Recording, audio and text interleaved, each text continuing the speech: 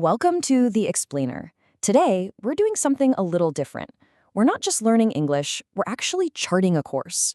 Think of this as your personal map to real-world communication, one that's going to take you from the very basics all the way to feeling genuinely confident. So let's start the journey.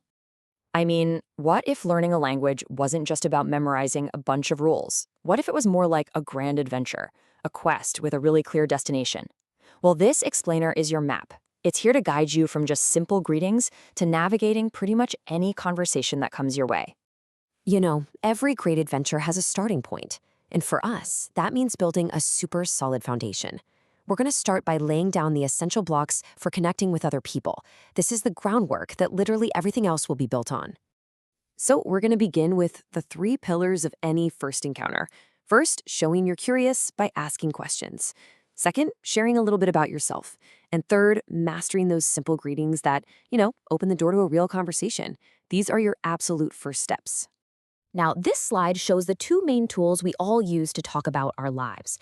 On the left, you've got the present simple. That's for the solid facts and routines, the things that kind of define you, like I work in tech. But on the right, you have the present continuous. That's for what's happening right now, the action of the moment. I am working on a new project. It's really the difference between who you are and what you're doing. Okay, so once you've made that first connection, that's when the real magic starts to happen. Now we get to move into sharing experiences, telling stories, and building a much deeper relationship. And that's the whole point, isn't it? We move beyond just the simple facts and into the world of shared memories. Telling stories about our past, that's how we turn strangers into friends. It's how we find common ground and create bonds that actually last. And this is a perfect illustration of how to paint that picture. Just notice the structure here. The past simple sets the scene. We arrived. We ate. These are the main events, the finished actions. But check out 11 a.m. The past continuous. I was swimming. Describes the ongoing background action that was suddenly interrupted by a special moment. I saw a dolphin. That's how you make a story really come alive. So you can connect and you can tell stories. Awesome. Now let's put these skills to the test. This next part of our journey is all about applying your English to those practical, everyday situations that you're actually going to run into.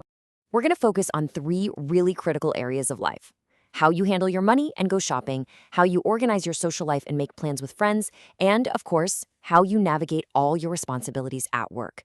These are the places where clear communication is absolutely not negotiable. Okay, look closely at this distinction. The present perfect asks about your entire life experience up until right now without a specific time. Have you ever used this app? If the answer is yes, then the follow-up uses the past simple to pinpoint a specific moment. Yep, I used it last week. See that? It's the difference between asking if it ever happened and when it specifically happened. And making plans with friends, well, that has its own toolkit too. If you already have a plan, something set in your calendar, you use be going to. Like, I'm going to see a movie tonight. It's something you already decided. But if your friend suggests something and you decide in that exact moment to do it, that's when you use will. Great idea, I'll join you. It's the language of being spontaneous. Now for the workplace. This is a subtle one, but it's an incredibly important difference.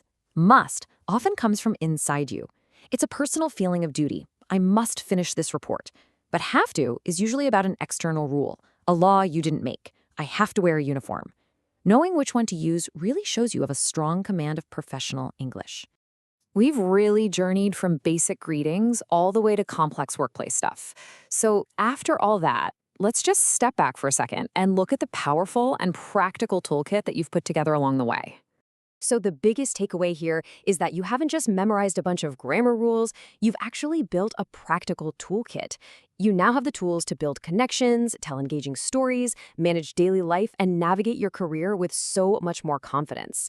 This is what real communication is all about. So this explainer gave you the map, a clear, structured path from one point to the next. You can see how each skill builds on the last one, creating a complete toolkit for communication. The journey doesn't end here, not at all. It's really just beginning. So the only question left is, where will you go next?